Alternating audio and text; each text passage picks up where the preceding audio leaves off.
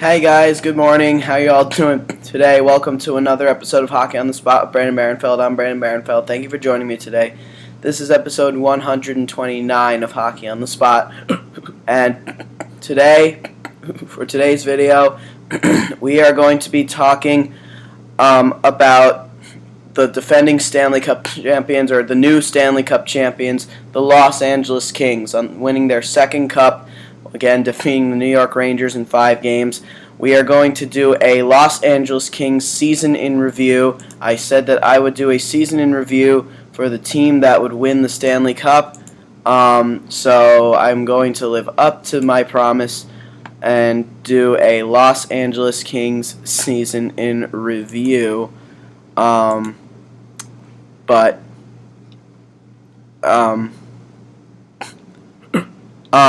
But before we do that, a quick update about the Minnesota Wild and their ties to Thomas Vanek is pretty much the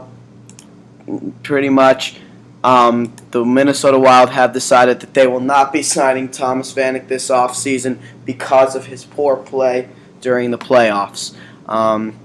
Very interesting indeed, considering that the Wild were the most likely team that was going to go after Thomas Vanek, but now that'll not be the case. And Thomas Vanek is no longer a given. It was a given for about 4 or 5 months. And the Wild are ready for their youngsters to come up, and this gives the opportunity for other teams now to go out and sign the top free agent in this year's market. Thomas Vanek is definitely going to be one interesting free agent for sure. So we'll see what happens. Despite his poor play in the playoffs, though, to be honest, I could actually see him going to another team and rejuvenating himself. Montreal, very tough market to play in. And, he didn't really play alongside anyone he didn't really play alongside anyone who could produce well, and that's what Thomas Vanek needs. He needs a center who could give him the puck and give him the liberty to shoot. So anyway, with that all being said, let's now talk about the Los Angeles Kings 2013-2014 season in review. It all began, obviously, with the off-season. The LA Kings, they were not satisfied with their play in 2013, the lockout-shortened year. They made it all the way to the Western Conference Finals that year after defeating the St. Louis Blues and the San Jose Sharks, but they fell in 5 games to the Chicago Blackhawks, who went on to win the Stanley Cup. They were not satisfied with that, and they knew that they could do better.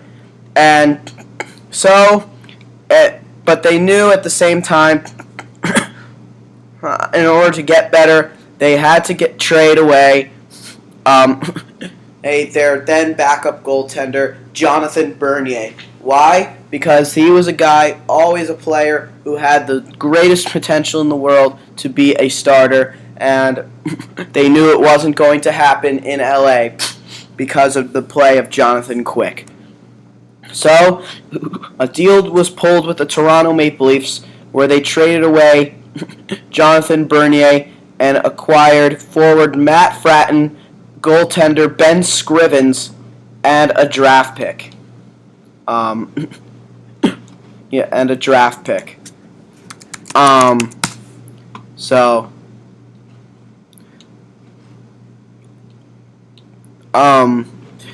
So that's basically what happened. They got Matt Fratton, and he was not on the Los Angeles Kings for very long. That ended up not being the case. As a member of the Los Angeles Kings, Matt Fratton did not produce the way they hoped he would. In 40 games, only 6 points, 2 goals.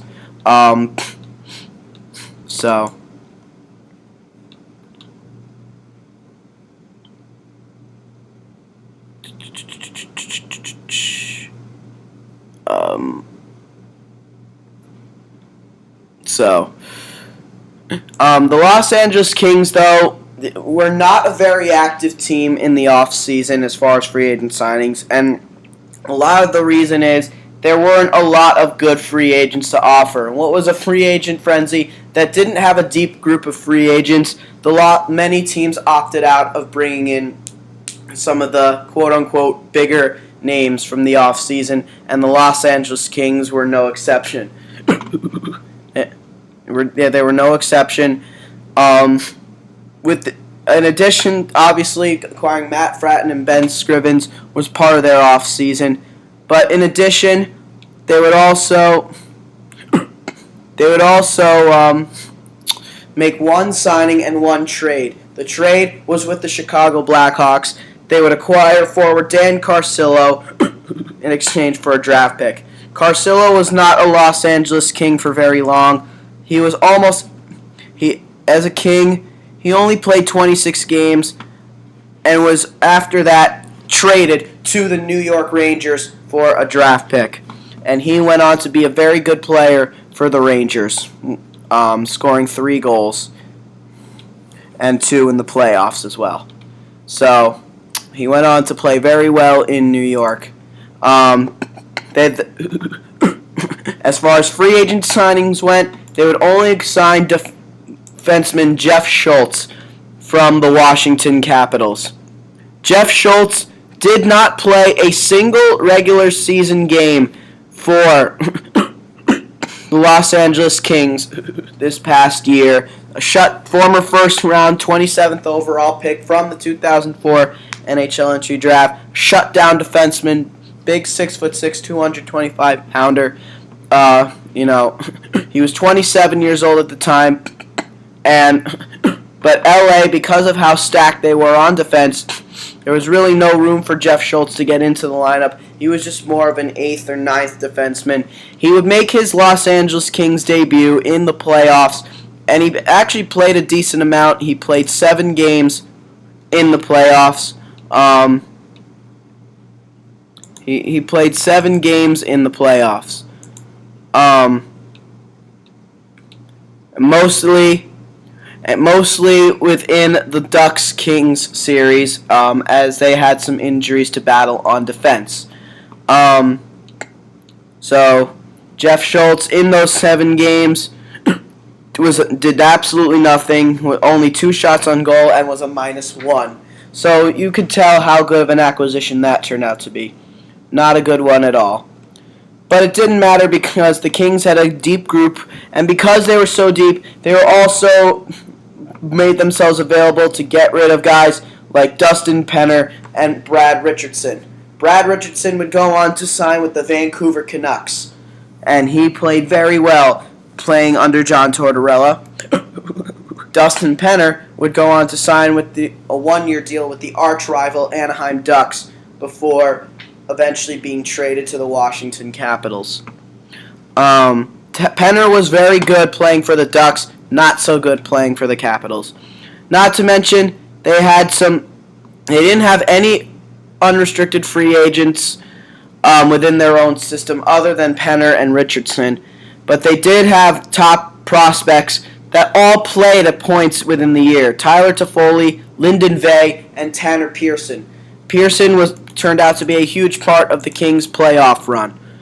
He only played 25 games during the regular season, but was a huge part of their playoff run, and he is going to be a good player for them for years to come.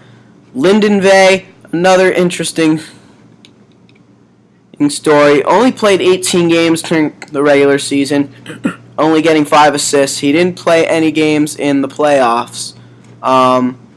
And then, of course, you have Tyler Toffoli, who is a star in the making, and he played 62 games, getting 12 goals and 17 assists for 29 points, and played in every playoff game and got 14 points, 7 goals, 7 assists.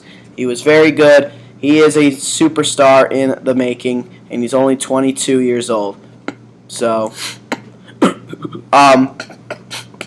with the Kings not making many moves during free agency this year, and with players like Willie Mitchell and Matt Green coming back completely healthy. Hence the reason why they signed Jeff Schultz in the first place, in case neither of them got back healthy. They came back healthy and began their season. And for the most part, they were very good at the beginning of the year, except for the fact that Jonathan Quick really wasn't necessarily in form, as he gave up at least 3 goals in most of the first few games. But then once he got settled in, he started to play better, and the Kings themselves played really good at the beginning of the year. They were one of the better teams in the league at the beginning of the year. They didn't give up a lot of goals. They played a defensive style as always. And at one point they were on a long winning streak as well, 6-game winning streak. They were on a 6-game winning streak, and during that streak they also won 9 of 10 games, which is an amazing mark. Which is really an amazing mark. But after winning 9 of 10 games, things started to fall apart from there. They then went on to lose 5 in a row. They then went on a 5-game losing streak, and then they would win 2 of 4, and then win 2 in a row, and then another losing streak would follow. 2, 3, 4, 5. A 6-game losing streak, and then another losing streak followed after that of 4 more games. However, so in 11 games, they only won 1 game, and even the 1 game they won, they would only win 1-0. The problem with LA during that span of time, they could not score. The month of January was not.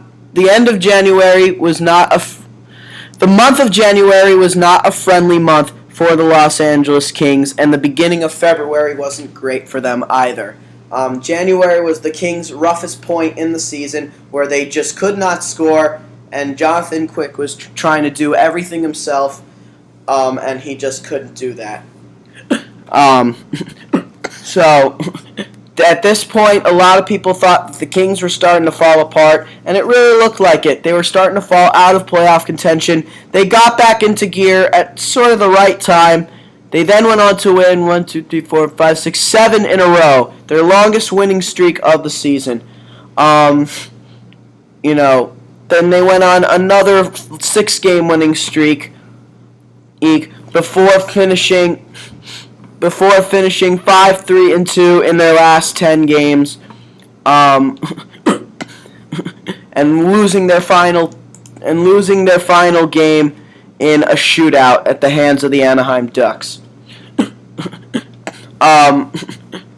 The Los Angeles Kings would go on to finish 6th in the Western Conference and 10th in the league overall, in finishing with a record of 46-28-8, finishing the year with exactly 100 points, which tied for the 9th place Montreal Canadiens.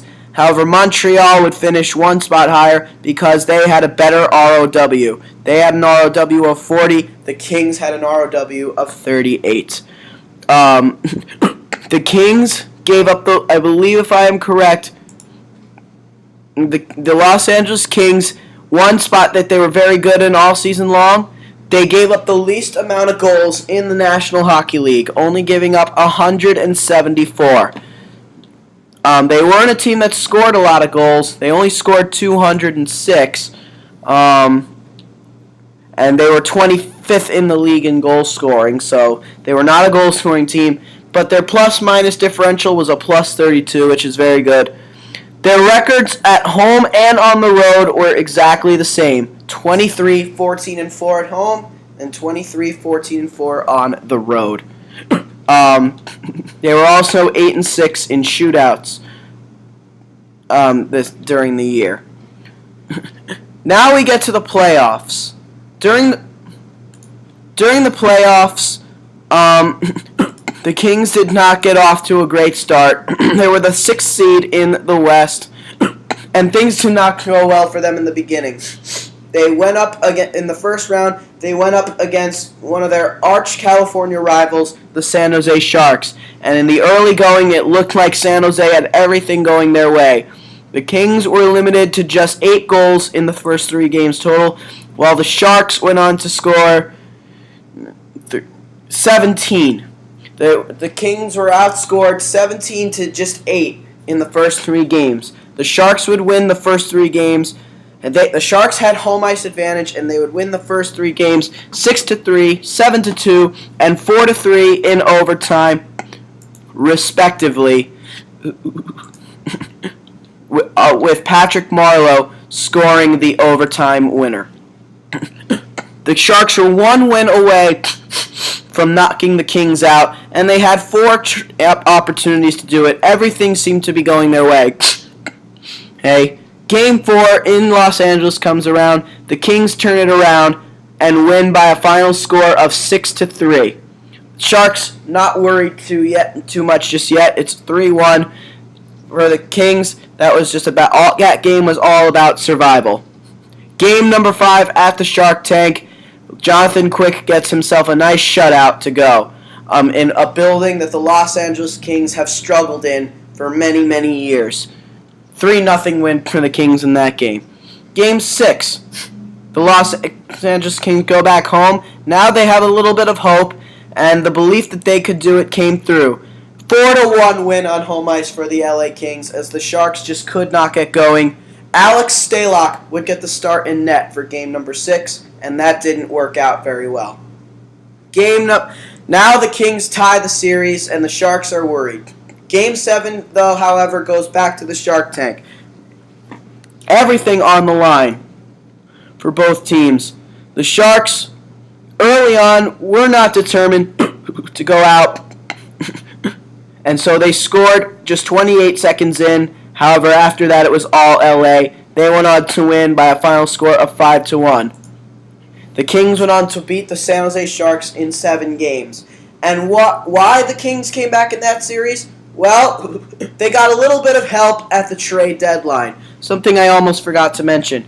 They made a big trade at the trade deadline with the Columbus Blue Jackets, acquiring veteran forward Marian Gaborik from the Jackets, a player who the Jackets were looking to get rid of for a very long time, and he was just not playing well at all in Columbus.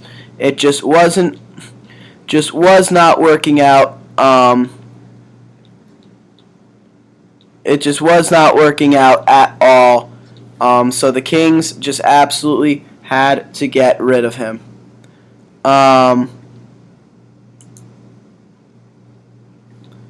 For the Los Angeles Kings, Marian Gaborik, he was not playing well in Columbus. In Columbus, he only played 22 games. He spent most of the year out with injury. And in 22 games, he only had 6 goals and 8 assists for 14 points. He had gotten off to a hot start in the year, but he really slowed down after that. Shortly after he got healthy, he was dealt to the Kings, where he played 19 games and collected 5 goals and 11 assists for 16 points. For Marian Gaborik, he was acquired by the Kings in exchange for Matt Fratton. Among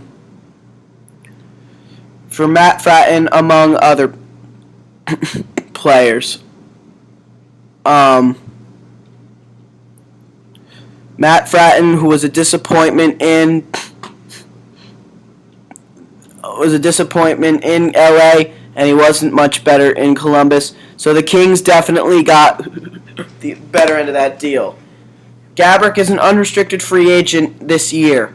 So as of right now, until he gets re-signed, which the Kings are definitely looking to do, he is just viewed as a rental. He was just viewed as a rental player. Gaborik was a player that the Kings were interested in from the very beginning. From the very beginning.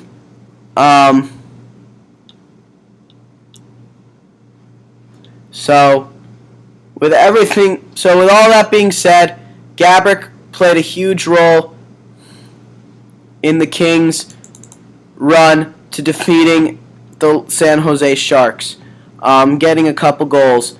But his true impact would come in the very following series. Their second round series, the Kings would play another arch California rival in the Anaheim Ducks. It was the first time that they met at their rivals, and the freeway faceoff was taken to new heights. They had already played in an outdoor game earlier in the year at Dodger Stadium, the first outdoor game ever in California. The Ducks went on to win that game by a final score of 3-0. The Kings were also worried going into the series because the Ducks would win 4 out of the 5 meetings, and even in the game they lost, they still collected a point. So the Kings were a little bit nerved going into that series, and the Ducks were the best team in the Western Conference and second best team overall. They were already setting history in what was their greatest regular season in their franchise history. The Ducks basically looked like they had Game 1 in the bag, holding a 2-1 lead until there were 7 seconds to go. Marian Gaborik, the trade deadline acquisition, scores the goal to tie the game with just 7 seconds to go, and he follows through with scoring the overtime winner. The Kings win that first game 3-2 in overtime. The Kings would also take Game 2 at the Honda Center 3-1. The Ducks had home ice advantage. Then the series shifts to LA, and the Ducks paid the Kings back with 2 road wins of their own, 3-2 and 2-0 respectively. Game 4, John Gibson would make his NHL playoff debut and recorded a shutout. Game 5 goes back to the Honda Center. The Ducks become the first team of that series to win a home game. They would win Game 5 and take a 3-2 series lead, a game they almost blew as they had a 4-0 lead and the Kings came back. They had a 4-1 lead and Marian Gaborik struck twice to make it 4-3. Gaborik also had a goal in game number 2. So this is the series where Gaborik truly dominated. The Ducks would just barely hold on to take a 3-2 series lead. But then after that, it was all Kings. The Kings' defensive efforts managed to steal them a Game 6 victory on their home ice by a final score of 2-1. And then game number 7, back at the Honda Center, the Kings just absolutely dominated, and Gaborik scored yet another goal. The Ducks would not show up in The Ducks did not show up at all in game number 7, and the Kings took advantage and went on their way to a 6-2 victory. A 6-2 victory that eliminated the Ducks after having such a historic year. Justin Williams was also a big part of both Game 7s he partook in against the Sharks and the Ducks.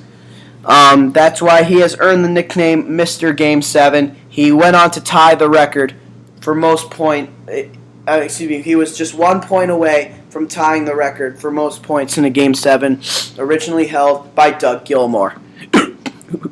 It was on to the Western Conference Finals, where they would have a rematch from last year's Western Conference Finals series against the defending Stanley Cup champions, the Chicago Blackhawks.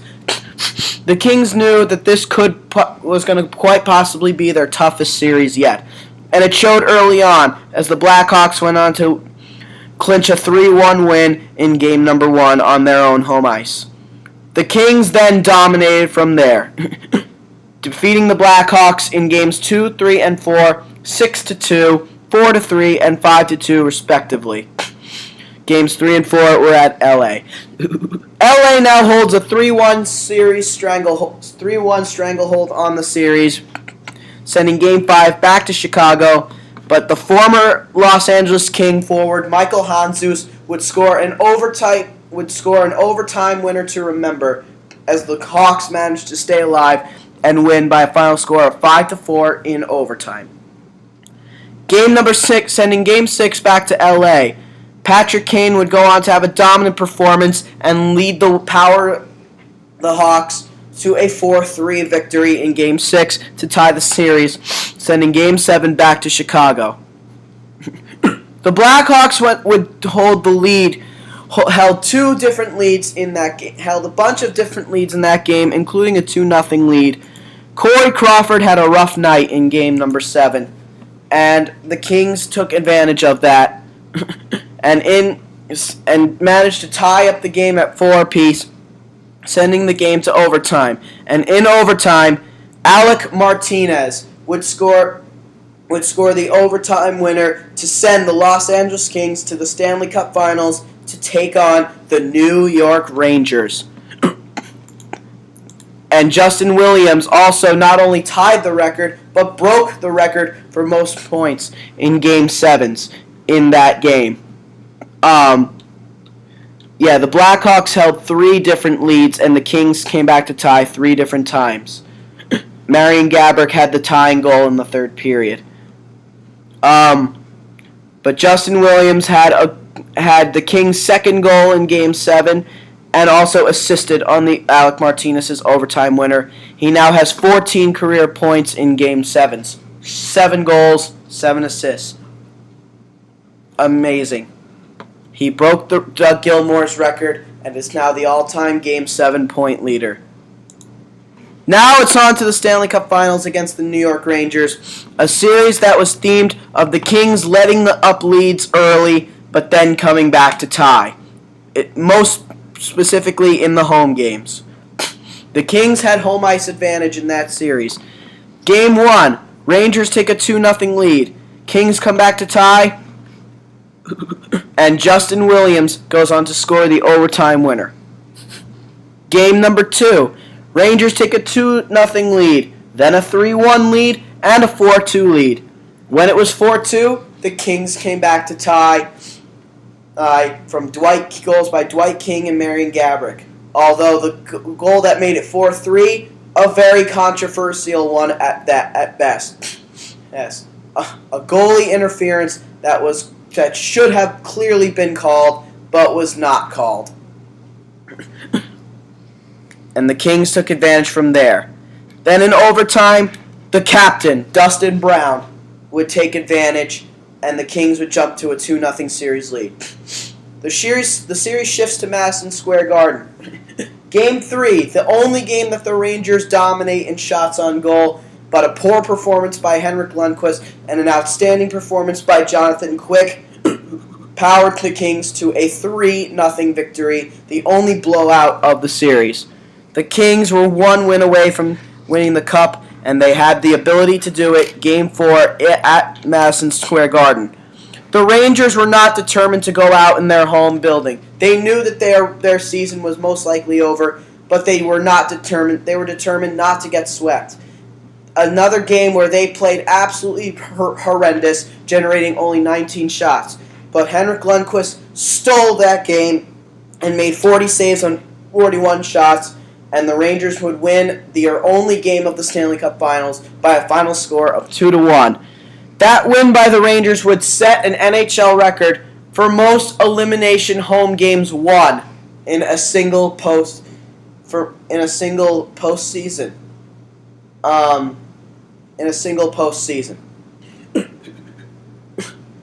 Then it was on to Game 5 back to LA. The Kings would get the first goal of the game, but then a power play goal and even a shorthanded goal gave the Rangers a 2-1 lead. They looked like they had the momentum on their side until another questionable penalty was called. A leg-on-leg play between LA defenseman Jake Muzzin and New York forward Matt Zuccarello. It was clear that Jake Muzzin stuck his leg out, but the penalty was given to Zuccarello. And the Kings converted. Marian Gaborik's 14th of the playoffs would tie the game.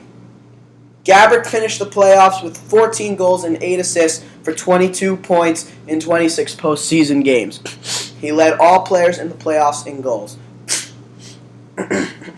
In overtime, Alec Martinez would finish what he started in Game number 7 against the Chicago Blackhawks, scoring the overtime winning and Stanley Cup winning goal. The Los Angeles Kings would defeat the New York Rangers in 5 games and win the Stanley Cup. forward, just Mr. Game 7 himself, the leading scorer of the Stanley Cup Finals, Justin Williams, would be named the Conn Smythe Trophy winner before Captain Dustin Brown was called back up to lift the cup for the second time in 3 years and second time in franchise history. For many, it was their second cup, but for others, like Marian Gaborik, it was their first, and Gaborik would do it against his former team.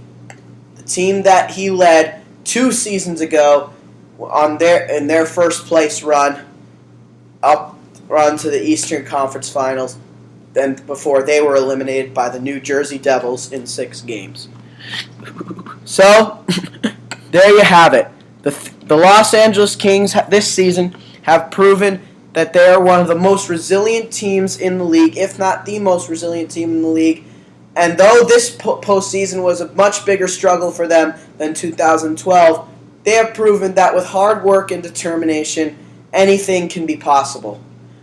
They've come back from the deepest, darkest depths, and they've survived. No depth bigger, of course, than their first round series against the Sharks, where they were down 3-0 and came back to win in 7 games. Just a remarkable moment indeed. And one to be commended for sure. Only the 4th team in NHL history to do it, and only the 5th team in all of sports to do it. Amazing. Truly, truly amazing. And that's it, folks. That is your Los Angeles Kings season in review. That is your season in review from the defending Stanley Cup champions, and that'll do it for episode 129 of Hockey on the Spot. With this video being done, I can officially put a close to the 2013-2014 season and 2014 Stanley Cup playoffs. The Los Angeles Kings truly are the Stanley Cup champions. And the good news for them is that they, going into this offseason, they really don't have a whole lot to worry about. As before we go here, quickly check out their free agents. The only winning team in which I am looking up free agents for this year, they have absolutely nothing to worry about. Marian Gaborik is their only unrestricted free agent forward, and you can bet that they're going to do everything in their power to give him a contract. And if they can't, I'm sure they will have no problem finding a replacement, maybe bringing back a guy like Mike Camilleri. On defense, only 2 unrestricted free agents, Willie Mitchell and Matt Green. I can guarantee that they'll probably try to bring Matt Green back. He's only 30 years old. I can see Matt Green returning to LA. Willie Mitchell, however, is a bit older. He's 36 years old, and this is a guy who's had constant risks of injury problems. Robin Regehr, he's 33 years old. He won't be an unrestricted free agent until the following year, but he did not play a single game in the Stanley Cup Finals, and it was his first time winning the Cup as well. But Willie Mitchell, I can guarantee, is most likely out of LA, as they have a great, as they can definitely forge on without him. Alec Martinez is now officially a proven defenseman on the roster. And with Robin Regehr coming back healthy for next year, there definitely will not be any room for a guy like Willie Mitchell. And their defense will pretty much look the same. They'll get Matt Green signed up, and they're going to be a good team next year, of course.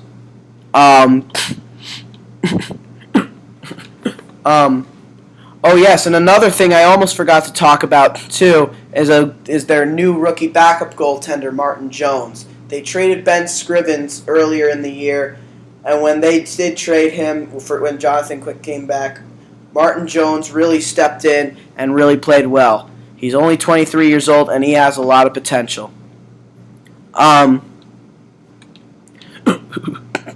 In the minors, Colin Fraser and Jeff Schultz, 2 former roster players, both will probably not be back. Jeff Schultz in particular. So there you have it there. as far as restricted free agents are concerned, they only have one restricted free agent to worry about this year, and that is forward Dwight King. And you can bet that the Kings are going to try to give him a nice contract.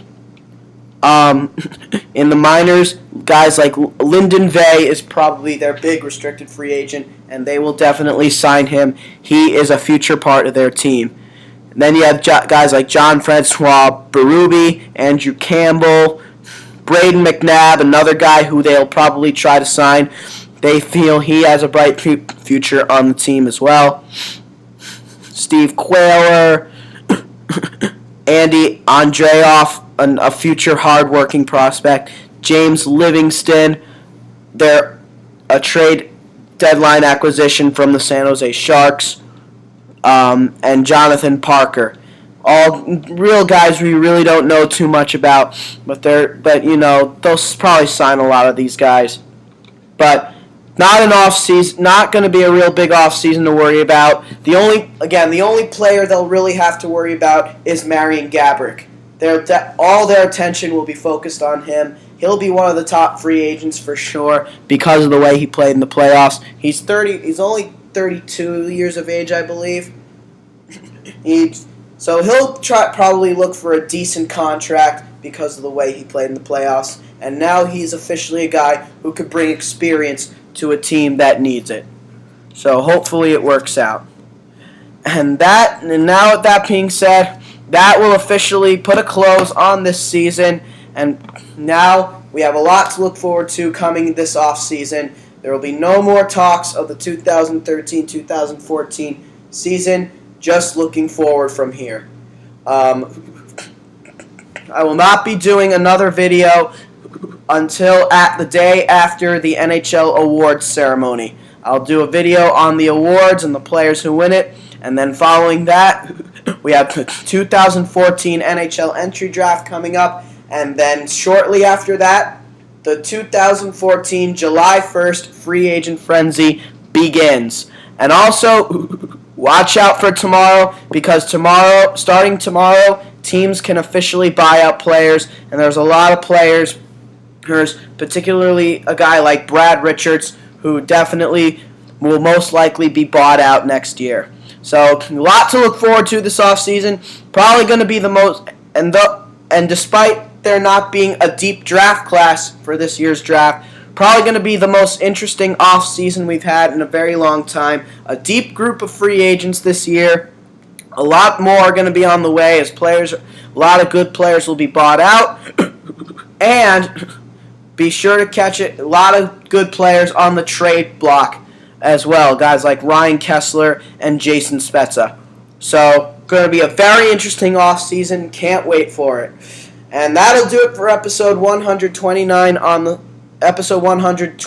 of Hockey on the Spot. This has been Hockey on the Spot with Brandon Barenfeld. I'm Brandon Barenfeld. I will see you guys soon. I will see you guys after the awards. Thank you, and have a great day, and enjoy the off season.